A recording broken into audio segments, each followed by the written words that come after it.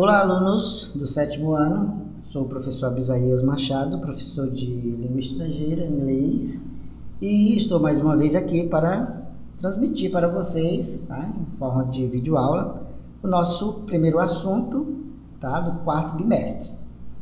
E o nosso assunto, nós vamos trabalhar aqui com o Simple Past, com o verbo dare to be, tá?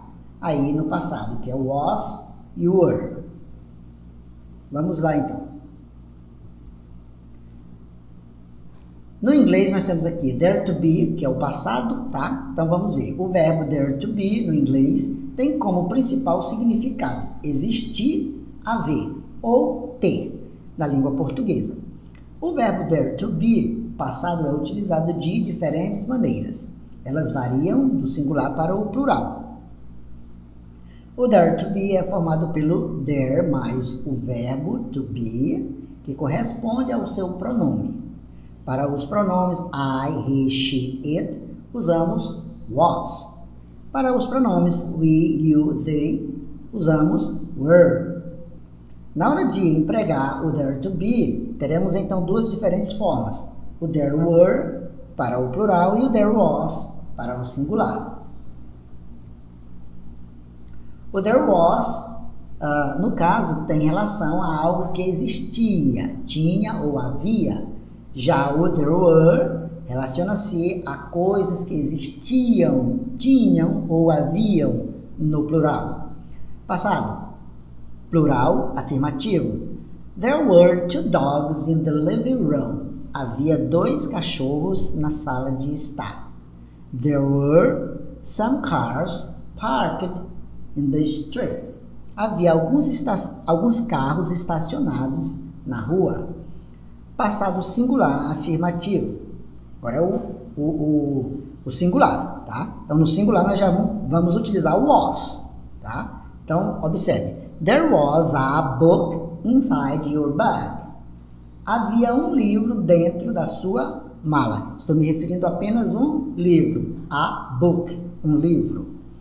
There was a good movie at the cinema. Havia um bom filme no cinema. Também me referindo a um filme. Temos aqui o passado plural negativo. There were not 2 dogs in the living room. Não havia 2 cachorros na sala de estar. There were not some car parked in the street. Não havia alguns carros estacionados na rua. A diferença aqui eu apenas coloquei, tá? A palavra not ou então not, tá? Como queira falar. Os dois está correta a pronúncia, tá? Na forma negativa eu apenas coloquei aí o not, eu inseri aí essa palavra. O passado singular negativo. Nós temos aí there was not a book inside your bag. Aí no caso também eu inseri o not, tá? Então, não havia um livro dentro da sua mala.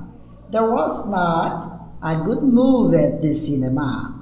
Não havia um bom filme no cinema, tá? Então, só observe aí que quando é na forma negativa, eu apenas acrescento o not. Temos aqui o passado plural interrogativo.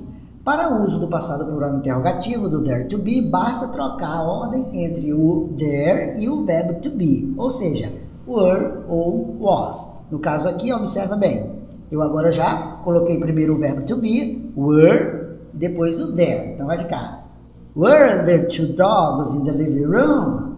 Havia 2 cachorros na sala de estar? Were there some cars parked in the street? Havia alguns carros estacionados na rua? Tá? Aí, da mesma forma, no singular, eu vou dizer, was there a good movie at the cinema? Havia um bom filme no cinema? E, was there a teacher waiting to talk to you? Havia um professor esperando para conversar com você? Então, aí, é muito simples, tá? O uso do there to be no passado, tá bom? Aí nós vimos a diferença da forma afirmativa, negativa e interrogativa.